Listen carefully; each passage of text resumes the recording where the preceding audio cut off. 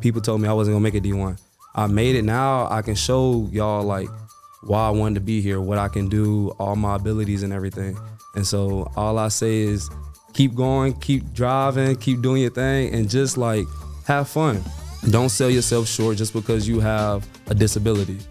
Don't change your dreams just because you have something going on, because you never know, like that disability you have might drive you to get to your dream.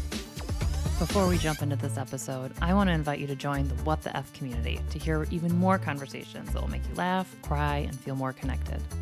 All I'm asking you to do is click on that subscribe button that's right on your screen. I love your support, and it is so inspiring and amazing to see all of your comments. Thank you so much for subscribing. It means the world. Here we go. Hey guys, welcome to What the F. I can't believe here we are starting season 5. I am so stoked about today's guest. And before we dive in, I just really want to thank SK Life Science and Neurelis for believing in What the F podcast and for making conversations like this possible. My guest today is CJ Harris, who's currently a linebacker at Kent State and has a very long story about how epilepsy has changed his life already at such a young age. He's overcome so many obstacles and is already at this young age an inspiration to the entire epilepsy community. CJ, thank you so much for being here. Thank you for having me. I am so happy that we get to sit down and have this conversation and truly feel lucky. And before we dive in, because you've had to face so many obstacles in like at such a young age for your epilepsy journey. And I really, want to talk about specifically issues with football. And I think that's one of those things that people are like, how do you play football with epilepsy, right? Yes, ma'am. And I'm sure you get that question all the time. Yes, ma'am. But before we dive into that, I just wondered if we could start with your first seizure, which was in high school, right? My first one was 8th grade, and I only had one, like my 8th grade year, and I didn't have another one until my sophomore year of high school. Okay. And that's when I had it in front of everybody. What happened? I know, like last thing I remember was the bell rung to get out of our first period class, and I was supposed to go to my bio class, was right around the corner on the 2nd floor. And then all I remember was like walking out the door and then waking up to, I want to say, everybody in my high school, elementary school, everybody outside looking at me like being put in the back of the like ambulance truck. And so when I got back to school, they was just like, I would walk down the steps, I went outside, and then like 3 elementary school girls found me on the ground. And I had like cuts, bruises on my nose, on the forehead. And I knew like they was elementary school, so they didn't know what to do. But yeah, they went and got the librarian, and the librarian went and got our principal and our dean. And that's when they called 911. Wow. I knew that had to be a scary sight for the little ones too. Yeah, I mean, that's very empathetic of you because it's such a scary experience for yourself. But yeah, also to be a little kid and not know what to do. Yes, ma'am. And how did that like start to change your experience in high school? More of my friends and teachers, because my seizures was mainly in the morning, and so it was always in like my first or second period class. And my teacher had to record to try to figure out when I went to the Mayo Clinic to find out like what type of seizures I was having. And so when I had came back and they was just like, yo, like, can you record just to make sure like he doesn't like do anything crazy and we figure out like what's going on, what type of like, is he convulsing, is he shaking? And so I saw one like in one of my classes to where like I just fell and I just started shaking and everything, foaming out the mouth. And so every morning, my athletic trainer would sit on one side, my principal would sit on the other side. Like as soon as you walk in the front door, they always look at me and they be like, are you okay? Like, how are you feeling this morning? And it was every day. Wow. And so like by my response, they can figure out like if it's gonna be a good day, if they gotta keep their eye on me or anything like that. But they will always ask like, how are you feeling? Are you good? Like, do you need anything? And I'm like, I'm fine. But if I came in like sluggish and everything, they'll try to keep an eye on me. But it made sure like everybody tried to figure out that I was okay. I didn't hurt myself, anything like that, which was kind of like, I felt like, people always had to look out for me, which kind of made me feel like I was like a standout type of person where they had to like keep their eye on me. But I mean, after they went on and they realized like I have it under control and everything like that, then they stopped watching me as hard. But okay. Yes, ma'am. So you had like essentially a support system literally at school, like that was watching you every day, which sounds like a blessing and also like a little bit of like I don't know, and I'm not trying to shine any negativity on it, fine. But it's kind of like, especially as a teenager, you're probably like, oh my God, leave me alone. Like that's how I would feel anyway. Yeah, and I mean, I'm glad I had that type of support to where people actually like, made it serious. And so like also my friends making sure I was good, but all of us being teenagers and not experienced, like they didn't know what to do if something happened. So like if I had a seizure in front of them, like they would just act like, what do we do? Like what's going on and everything. So, I mean, my trainer, he really was the one that knew like what to do and everything. And I knew like he helped me multiple times when I had seizures at the school. But like you said, like having eyes on me as soon as I walk in the door early in the morning. And it was just like, sometimes it was just like, just let me be. But I knew at the end of the day, they cared about me. Totally. Yeah. It's acknowledging that you're grateful for it, but also wanting a little bit of independence. Yes, I feel like that's completely normal, and part of the epilepsy experience too, right? It's like, because we do lose a little bit of independence and there's some detracting from things we're able to do and, not do and stuff. So I appreciate that you like kind of see the both sides of that coin. Yes, and I feel for that sophomore in high school. So that's when you were a sophomore. So what happened with your seizures and how were you able to play football in high school? Well, in high school, I've never had a seizure a day before a game or on game day. I'm knocking on wood right now.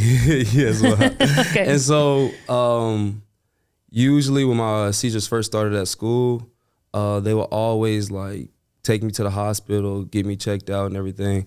But when it happened so frequently, my auntie was a teacher at an elementary school like down the road from my high school. And so anytime I had a seizure, she'll come pick me up and then I'll go take a nap in the back of her classroom, wake up, and she'll have Subway sitting there waiting for me when I wake up, and then I'll be fine for the rest of the day. And so it didn't really affect me much. Of course, like coaches and trainers was just like, make sure you don't try to hit your head. Anytime I had a concussion, it was just like, all right, let's take precaution with it. But like everybody knew like my love for the game. So they wasn't like, hey, like you have to stop playing. Like we have to make sure that you're okay. But I mean, I made sure every day, like especially towards game days, like I tried to be relaxed. I wasn't stressing and everything like that. Just so I know like I don't have anything to worry about when it comes to game time. Yeah, I mean, I was just going to ask, like, how epilepsy sort of shifted your mindset towards football. During out like my whole story, and I have like my family tell me like, hey, like this is something serious, especially like with your head and everything in football. So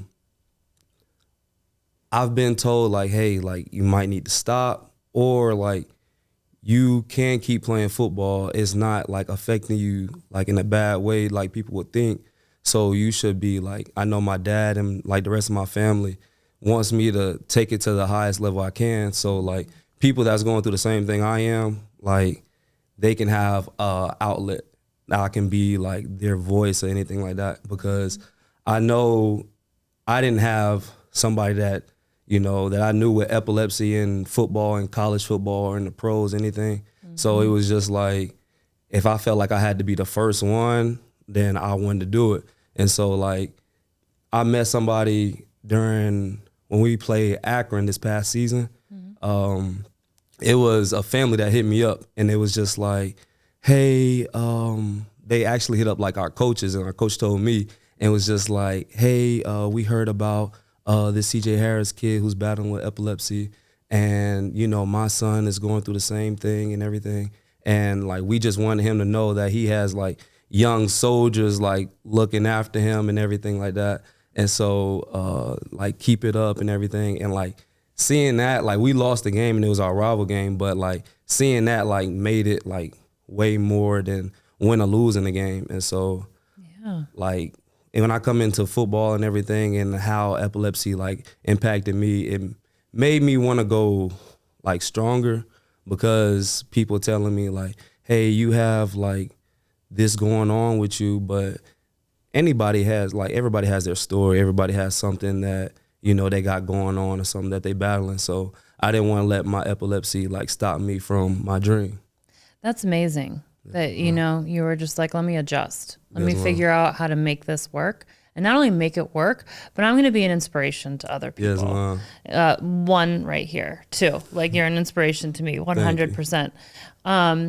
But you did mention how your family was like epilepsy serious, and epilepsy is in your family, correct? The only person I know is my grandfather that had it, and he was my best friend growing up. I witnessed him have a seizure when we was home alone, and like I'm walking out the room. How old were you? I was 8. Okay. And so like, so kind of like those schoolgirls that saw you. Wow. Okay. And so like I was sitting there and I'm headed to the kitchen to make some cereal, and like he was sitting on the sofa and he was eating a bowl of cereal, and I just started seeing him shake. And like me being young, I didn't know what was going on. And so like I grabbed the house phone, because I'm thinking like in my head like he's about to turn into a zombie or something, because he was just like, I've never seen nothing like that. Yeah, and you're 8. Yes, like, ma'am. So that makes sense at 8 years old. Yeah. And so I grabbed the house phone, ran into our laundry room, and I called my auntie, and I told her like what he was doing, everything, and then she put us on a 3-way call with 911, and they came and got him. And so later down the road, I didn't know what happened, but he had a seizure. And so they like told me like, this is what was going on, this is what he had and everything. And so I want to say with me and him and like seeing that, and then after he passed from his seizure, I started like making sure that I made sure mine was under control. And that's why like my family is so like, you know, head on about making sure other people know about epilepsy. People know that they're not the only ones dealing with it. And so like, I know with mine, my family always make sure, always check in like, hey, how you doing? You feeling good? You had a seizure in a while, anything? But I was just like, I'm fine. I try to make sure I keep my daily routine. You know, I stay positive. I surround myself with like my friends and my family and everything like that. So yes, ma'am. I mean, you just have so many people that look out for you, yes, ma'am, which speaks volumes about who you are too, you know, because it sounds like you mentioned your aunt who was the school teacher, yes, you know, and then you've got your actual principal and your trainer and your teachers, like your teacher recording a seizure. You know, I've never heard that before, yes, you know. ma'am. It's very cool that you were able to come from a place that was like just very eclectically looking out for you. Yes, ma'am. So in high school, then your senior year, you were supposed to go to Auburn, correct? Yes, ma'am. And then what happened there? My mom wasn't like too big into like football as I knew, but Auburn was her favorite school. And we would always watch Auburn all the time. And then I wanted to be a vet. And so Auburn was like one of the top like Power 5 schools for veterinarian. And so I was just like, as my dream, I want to go to Auburn, become a vet, play football at the top level, and, you know, just show like my family, like, you know, what I can do. And so my senior year, they gave me a preferred walk-on spot, and like I was meeting with the coaches, I took visits. And so like, that's awesome, by the yes, way. wow. A preferred walk-on spot. Oh, yes, what? wow. And it was just like, come in and you can compete for a spot, because they had like 4 safeties that, you know, 2 declared for the draft and the other 2 were seniors. So he was just like, you know, you have a good opportunity to come in and, you know, compete for a spot. And so I was just like, of course, like, I don't care if it's a preferred walk-on, like, I'm going to show y'all like the reason why I should be here. And so I want to say I had my move-in days. I took my senior pictures in Auburn. Everybody in the community, I had like this like wood cut out of like a war eagle and a tiger, just so I can hang up on my my wall when I get to Auburn. And then 2 weeks before graduation, my dad came in my room, and as a kid, like your parents might come in, check up on you in the room and everything, and just walk out. But like he stood there for like 30 minutes, and I couldn't figure out like what was going on. And then he was about to start crying, and he was just like, "Yeah, Auburn called, and it was just like you can't come no more." And I was like, "Huh?" They was just like, "Yeah, because of your medicine, you'll fail a drug test and everything." And which was crazy because we had just took a visit up there, and like we told them about the whole thing, and then they said that they was gonna call us and let us know about coming back up there so we can meet with like the team doctors and run tests.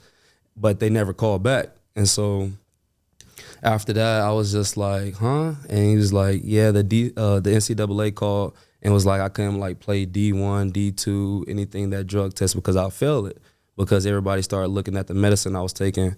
And which was CBD, correct? Yes, mom. CBD. So, yes, mom. Okay, sorry. Just want to make sure. Like, it's so ridiculous. Yes, mom. And so I was just like, well, like all my dreams is done. If they telling me I can't even go D2 or anything like that, like there's no point in me playing. And so at that point I had gave up, like mentally, physically, everything.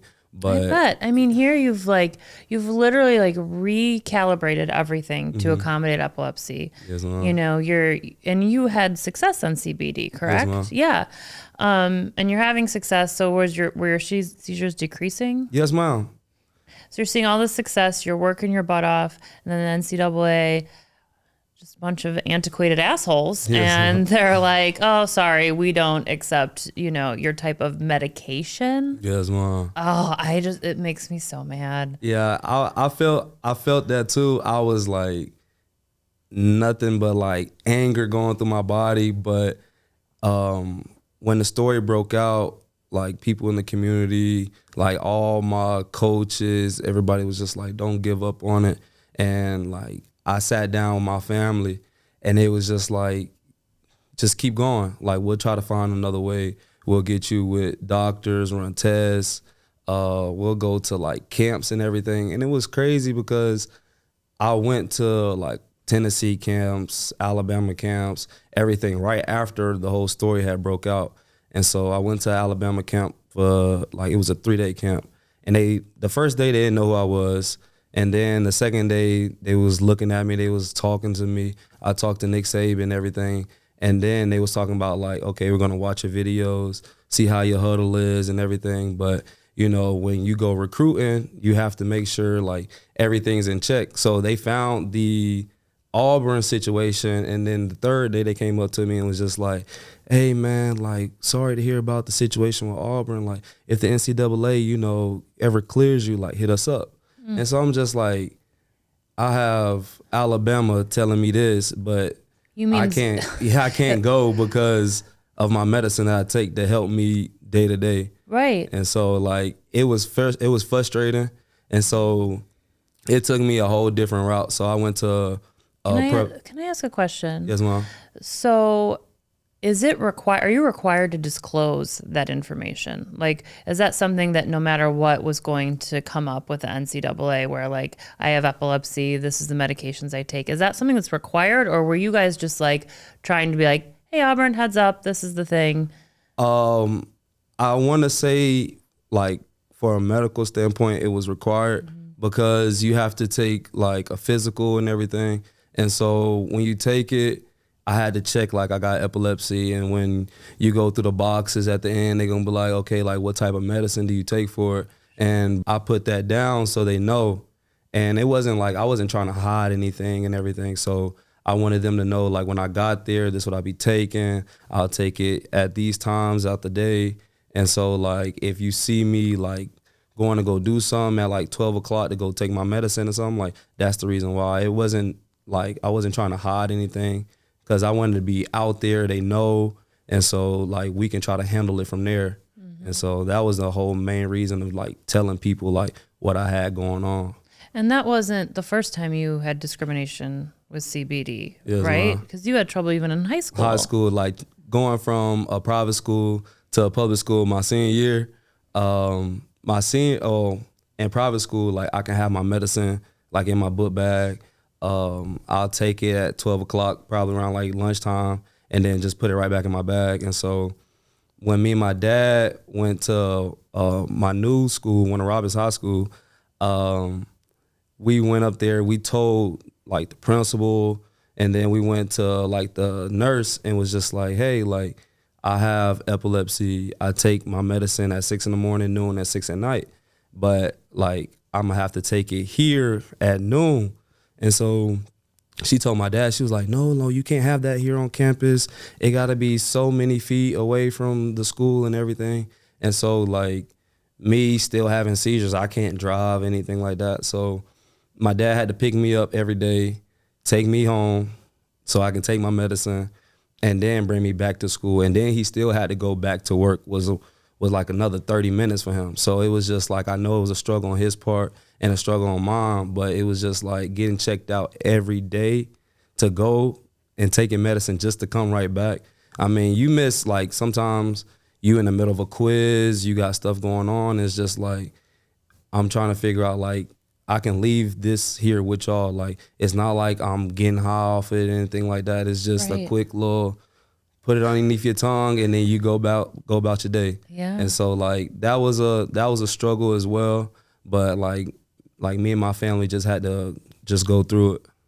I mean, I am just keep being amazed by how the community that like kind of rose up around you, you know, just including, and like now your dad too, how leaving work every day, you know, that's so amazing. Just to also like ridiculous, shouldn't be happening, right? Because it's like you said, it's not like you're like, you know, going and getting high. Like you said, you're just literally using your medication. And it's still, to me, I just can never wrap my head around the fact that CBD is an issue. You know, I'm like, really, are we still there? You know, it seems so antiquated thinking. But okay, so we've left off now. You are still trying to figure out where to go, and Alabama's like, hey, if the NCAA changes the rules, hit us up. Or if you want to stop taking your medication, like, again, it's not, and that's not their fault. I'm not blaming Alabama, but like NCAA, get your shit together. Yes, and then I end up going to East Coast Prep, which is a prep school in Massachusetts. And so I went there for a semester, had schools like Temple, Ole Miss, like looking at me, but they still heard about the story, so nobody like would touch me. So I had like a couple D2 schools and everything.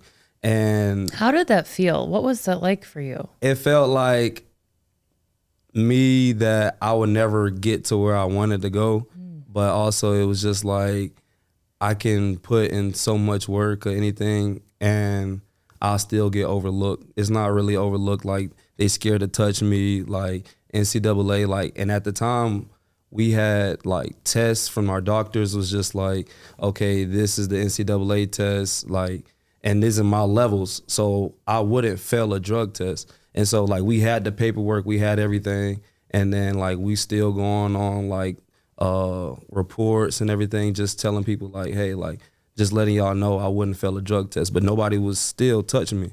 And so my dad was just like, okay, like let's go to JUCO. And I walked on to Highland Community College in Kansas. And then after like the spring semester, I was put on scholarship. And then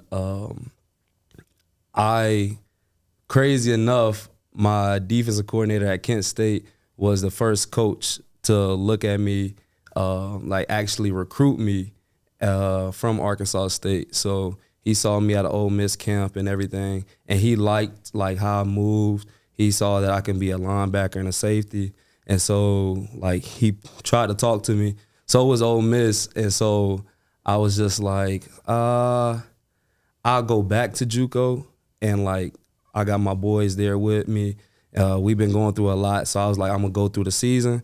And Arkansas State had offered me a scholarship. They'll check up on me and everything. And so that was my first school.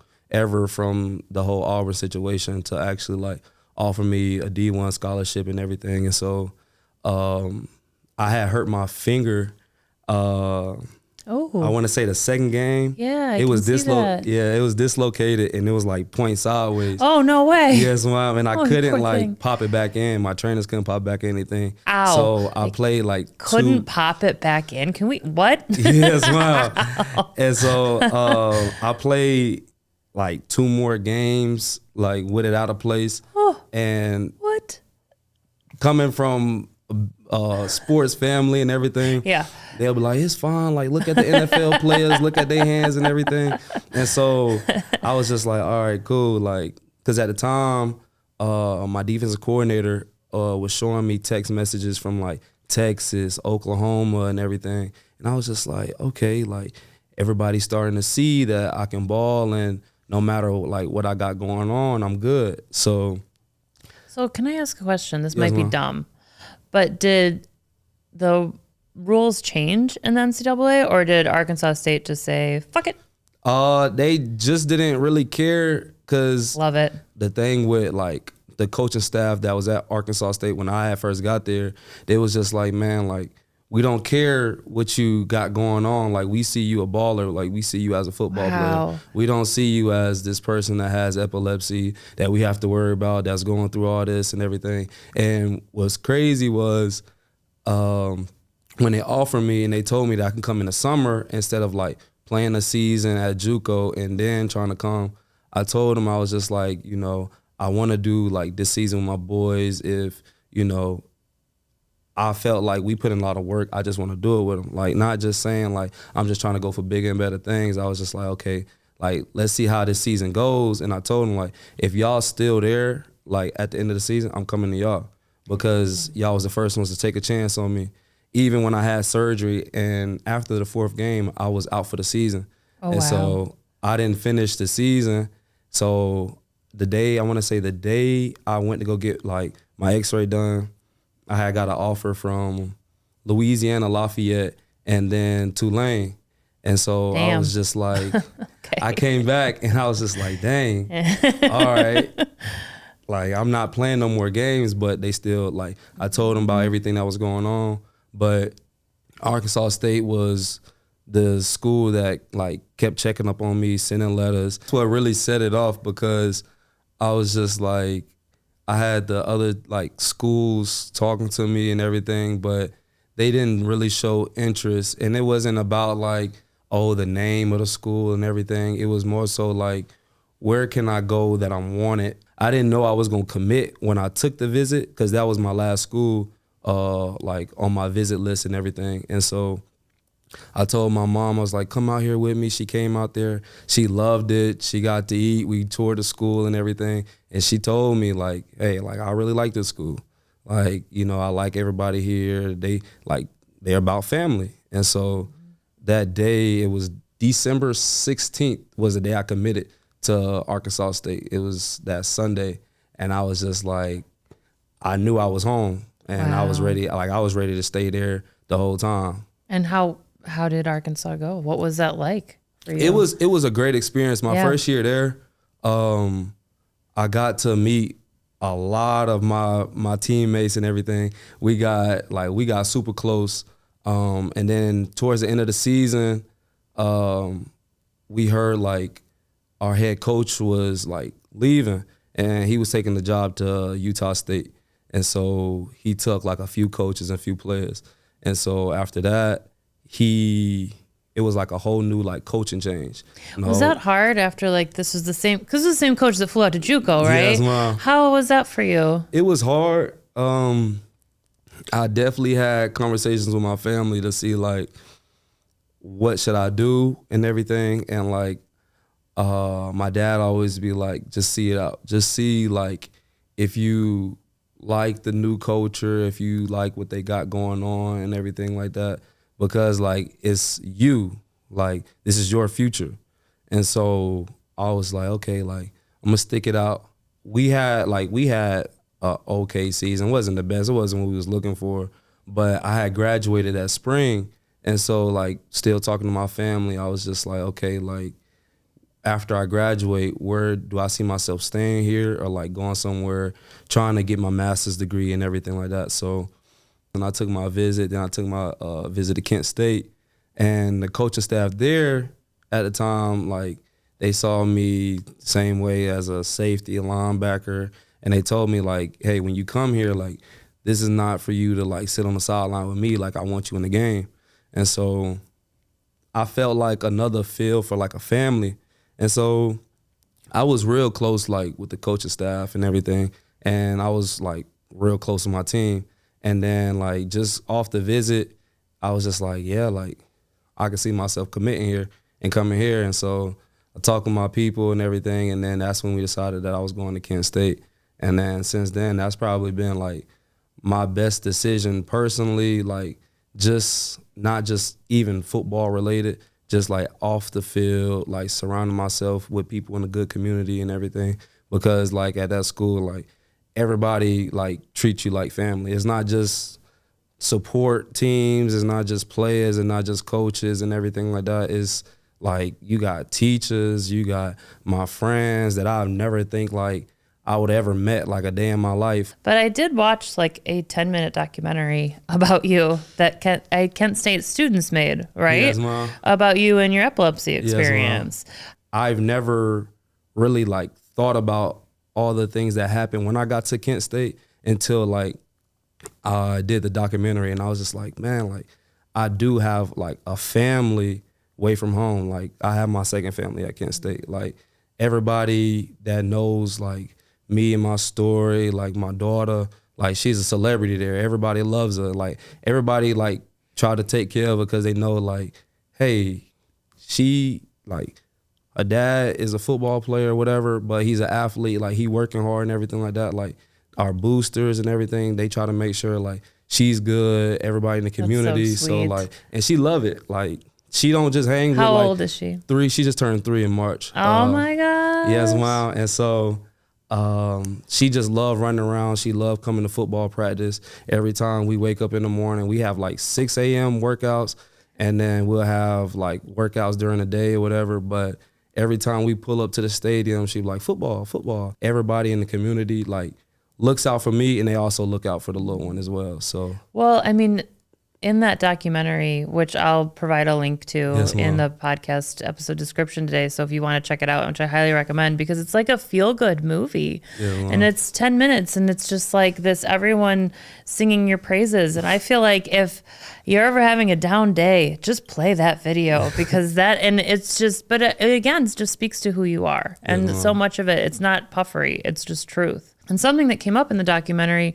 was, I believe, or maybe it was a conversation you and I had, but you helped another student who also had a seizure? Yes, Mom. I told him like how. Why don't you tell us about your nonprofit organization? Elevate Above Epilepsy is a nonprofit organization me and my dad created when we realized like even in our family, a lot of people don't know like how to help somebody with a seizure. Than when they have one. And so that is so true. I relate hard to that because epilepsy runs in my family, and I was diagnosed in my 30s, and I'm still embarrassed about how little I knew about what to do when someone had a seizure, and about epilepsy. So like, I appreciate you guys acknowledging that as well. And okay, sorry, but continue. So it was more so to let people know like how to go about it. If somebody does have a seizure, how do you help them? Also letting other people know like, if you do have epilepsy, like you're not the only one, just letting you know like it's okay to like still be yourself. It's okay to still do your daily things and not like have to have like the whole world watching over you, making sure, because like we know how it goes to where like people have to try to have a close eye on you and make sure like you're good at all times.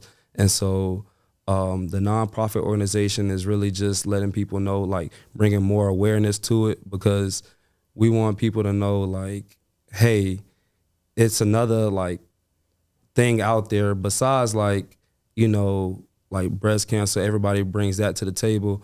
And so we was trying to put it not on a stage like that, but try to bring awareness to it so people know like, hey, like if you see somebody like shaking or whatever, it's not like, you know, you try to be freaked out and everything like that. It's just like, okay, they might be having a seizure. Like, let me try to go lay them down, put them on the side, prop their head up and everything. And so it was just a thing like, hey, we saw like my grandfather go through it. Then my family saw me go through it.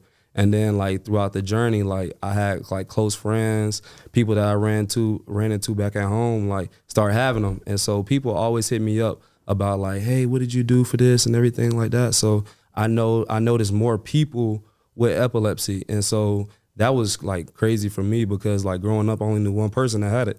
And so I didn't know if it was just like a family thing, like a genetic thing. Sure. And like, so all I knew was like in my family, like it was just my grandfather. So we didn't know if it was just genetics or if it came from football with concussions or anything, just because like we know not a lot of people talk about it. It's a lot of things that people like will bring out there and everything. But like I know a lot of people who have epilepsy that never spoke on it. And so with my story, like I have people like hit me up on Instagram, anything like that. They be like, hey, like I have epilepsy. Like I had one person tell me like I thought I was the only person with it. I was like, it's a lot of people out there that have it, but it's not like a popular topic to talk about. So that's the reason why we have our organization. That's awesome. And I think what you're doing is, I love that you're taking your experience, which, I mean, you could have easily just been like, listen, this has already been used against me. I don't want to tell anyone else. No. And I would have understood that.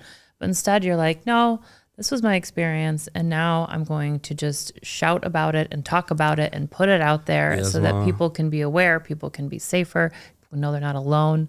And you guys, there's also Elevate Above Epilepsy also has an event coming up. Yeah, we have a football camp coming up May 18th. Tell me about May 18th. Okay, there's going to be a description URL in the, there's going to be a link in the description. Yes, Tell me about it though. With me, like, and my dad, we all talked about like ways that we can help like the younger generation. And my whole deal was like, I love like helping out kids. Like my auntie, her being a teacher, like I was with her in the classroom. So it was also like trying to be helpful to the next person, to try to like do things to bring encouragement to other people. So our football camp was just to have all the kids come out there, do something like, you know, some people don't normally do. You have like schools that host like the football camps and everything.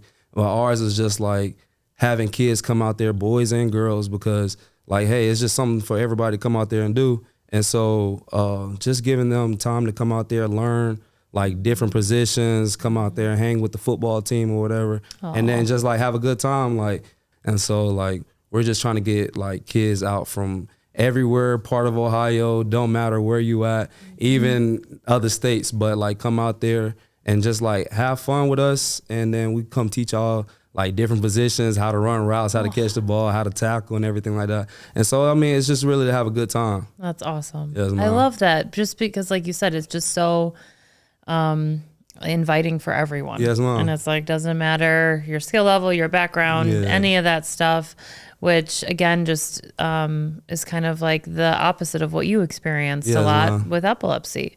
So what would you say to a young person who might be listening right now who has epilepsy and they're pursuing something, whether it be football or whether it be, you know, basketball or any other kind of sport, cross country, whatever it is? What's your advice? Because I feel like when it comes to athletics, especially, we get told like, pump those brakes or be really careful, or, you know, but what inspiration or advice or something would you give to a young person like who was in your position that maybe you wish you had heard? Yes, ma'am.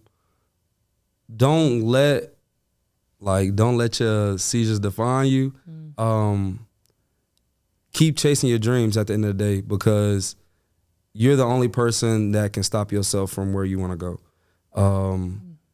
I would know me, if I didn't have like my community and everything, I didn't have my family, I know I probably would have quit, just because like somebody told me no, that I can't do it, I can't come here and everything. So I know that like my whole, like the reason why I give my story was never just about like me And like the stuff I went through is always for like the next person up. It could be an 8th grader right now, just like I was, like had his first seizure, and the family trying to figure out, oh, like we don't know if sports might be for you. Like, nah, like keep chasing your dreams no matter what you do, and always keep working. Like it's always you always have to put in work wherever you want to do. Like it doesn't matter if it had to be sports related, anything to where it comes to a job. Like you always have to put in work. But all I say is just keep your head up. Don't let nobody tell you that you can't do it, because I had a lot of people tell me that I wasn't going to get to where I'm at now. Like high school was it for me. But now like I'm still playing D1 football, playing a game that I love around family, friends that like love me the same way. And then like all it is just like when you get to that spot to where you know like, hey, like I made it. Like I didn't, like people told me I wasn't gonna make it D1. I made it. Now I can show y'all like why I wanted to be here, what I can do, all my abilities and everything. And so all I say is keep going, keep driving, keep doing your thing, and just like have fun. Like it doesn't like, don't sell yourself short just because you have a disability. Don't change your dreams just because you have something going on, because you never know, like that disability you have might drive you to get to your dream. And so that's what really, that's what really helped me. And that is an Oprah moment. Hold on. That disability might drive you to get to your dream. That is beautiful, CJ. Yes, Mom. I'm writing that down. I'm putting that on a pillow. That's going to be, that's beautiful. Yes, Mom. Thank you. So what do you see? What is your dream right now? I mean, obviously you're living it. So yes, aside from the live dream, do you have plans for the future, goals for the future, or are you just trying to focus on the moment right now? You have focusing on the moment, but also like as like my journey has took me like different ways. I always wanted to do something like with kids, because I want to say my family, they're not just about like my dad's been my football coach for the longest for me and my little brother. My auntie was a basketball coach for us and everything, but it was just like I see how they help back and give into the community, not just to the family, not just my dad being, you know, I'm his son and everything. He focused on me. It's always trying to help people around, trying to help people in the community. And so like I wanted to do the same thing. And so my auntie, my family always think like, be a teacher, like be like, you know, a counselor or something. And so I thought about like doing stuff like that. And so, but I still want to stay in like sports. And so if it could be coaching, anything like that, become an AD and everything, because like I just want to help kids get to the next spot. And if it's from high school to college to the pros, but it's always like I want to be that spark for the next person. And so you're the spark right now. yes, wow. And all it is just like like I said, like my story was not for me, like not meant just for only me. It's for the next person. And so like if I'm an AD, if I'm a counselor, like I can talk to these kids that's probably going through not the same thing that I'm going through, but having their own stories, their own backgrounds and everything, and just like encouraging them, it's okay. Like you're gonna have bad times, you're gonna have bad days, but it's all about like how you respond, how you take the next step. And so like that was really like my whole deal. Like that's something I wanna do. And then even if it don't have to be sports related. It could be just helping kids like get to where they wanna be in life. Like always just helping. But I mean, just because of like how my family is, not just focusing around like their kids and everything like that, but just more so the community, it's like that's what made me want to do the same thing. Yeah. I mean, it makes sense. You know, they're like, okay, we've had family members go through epilepsy. We're going to create a foundation. Yes, now. ma'am. And if people want to learn about Elevate Above Epilepsy, where do they go? We have our Instagram, we got Twitter, but our website is elevateaboveepilepsy.com. We'll start having events coming up this fall for football season, and it's tailgates, it's really just anything. That's so fun. And so, yes, Mom, just come out there, come hang. It's open to everybody. Anybody and everybody is welcome. And so, like, that just helps us, like, spread the word, talk about it, you know. Everybody come with their different journeys, tell about, like, your story and everything, and just letting people know, like, it's comfortable to be in your own skin. Like, it's comfortable to be you. Like, you don't have to try to hide it. You don't try to have to fake like you something like that you're not. It's just everybody's welcome. You come be you, and then we're just here having fun. Oh, God, that's so beautiful. Okay, I'm going to, before we close out, I'm going to ask you 4 questions that are completely unrelated to epilepsy, okay? I'm going to start with an easy one. Number 1, what's your favorite color? Blue. North Carolina blue. Oh, nice. Yes, Mom. Is it because of North Carolina, or is it just that color blue? No. I just had like a little thing since I was little, just like looking up in the sky, and it was like you had like your sunny days and everything where you had like the little nice little sky blue and everything. And so like growing up, I love royal blue, but just like the lighter blue was always the best for me. It's so calming. Yes, Mom. I feel you. Yeah. Number 2, do you have a TV show that you're binging right now? Or a movie you've recently watched that you really love? A movie that I really love, binge watch. I would say my show that I'll always watch will always be like, dang, because it's so many. You can name a few. It's fine. Or like a go-to show. Go-to show that I always like, that me and my friends watch all the time, is always like Wildin' Out, like Nick Cannon and everything, because you have teammates that think they're rappers or they can rhyme and whatever.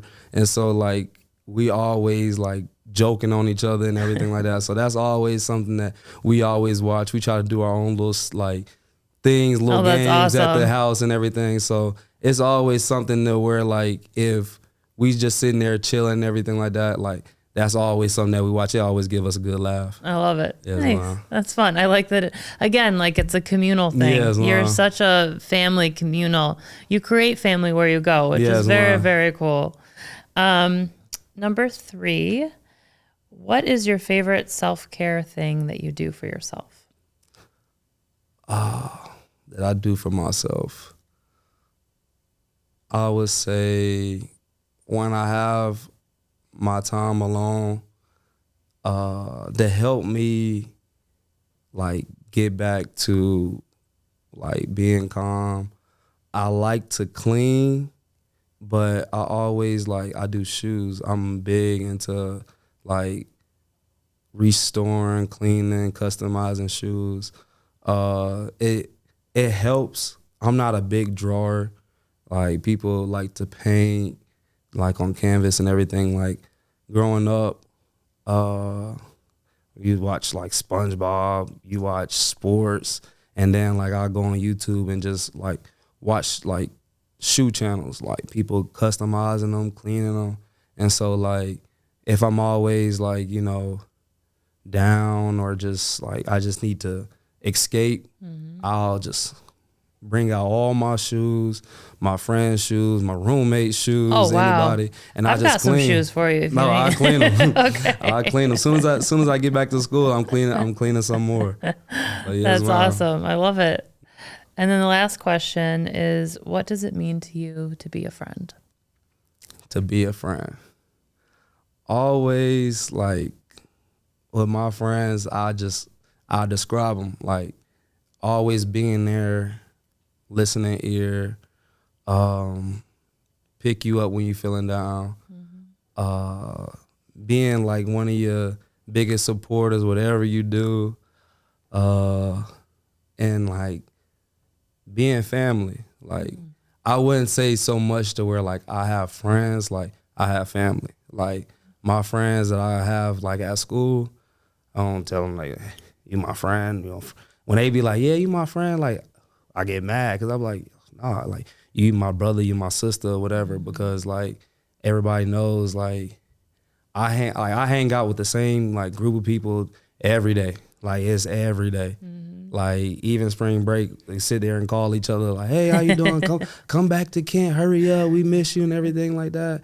And all it is just like, that's why like I always felt like I had my second family here, because it's always like we want to see each other like win at the end of the day. Like we always gonna support each other. We always make sure like the next person is still on the right track.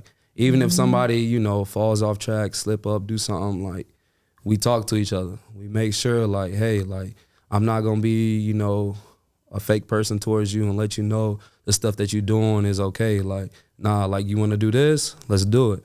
And so I think like that's the biggest thing that I have respect for them, and they respect me. Just like, hey, like if I tell them like, hey, you messing up in something or you doing something wrong, like they'll take it and they'll be like, all right, like we know that's coming from a place of love. And so I want to say like that's what helped me like build my friendships, where like anywhere I go, but also it's just like I know like when I'm there, I'm not like focusing on like stuff like outside the world. Like I know when I'm with them, like everything's cool, calm, chill, we laugh, we go places, we go to the farm, we go any place like that, and then we just hang out. Like you're not worried about your phone or anything like that, you just having fun. That's so cool. Yes, the family ma'am. you create for yourself. Absolutely. That's Yes, so ma'am. beautiful. Well, CJ, thank you so much for being here and sharing your story and being an inspiration and all the work you're doing. I'm so excited to see the families that you continue to create throughout your life, because Yes, that ma'am. seems to be what you do where you go. Yes, ma'am. And following all the work that you're doing. And if I could teleport myself on May 18th, I would absolutely be there. But I can't wait to just watch Yes, from, ma'am. you know, Chicago and see how that's going. Yes, ma'am. Thank you. Thank you so much. Thank you.